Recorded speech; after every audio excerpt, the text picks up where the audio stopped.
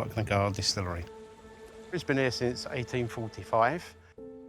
We are a very, very traditional distillery. We all have a role to play for the environment. We all need to look after the world that we live in.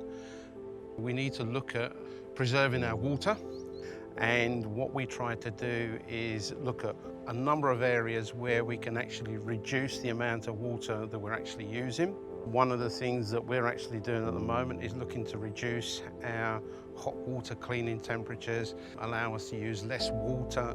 We've been using a byproduct of the rapeseed oil, which is the fuel for our boiler, which generates our steam for us in operation. By using this fuel, we're not putting any noxious gases into the atmosphere, and this also then makes us completely carbon neutral. By using this fuel, we've all got something to do. We all live on this earth and it's about the future. It's about looking after that environment.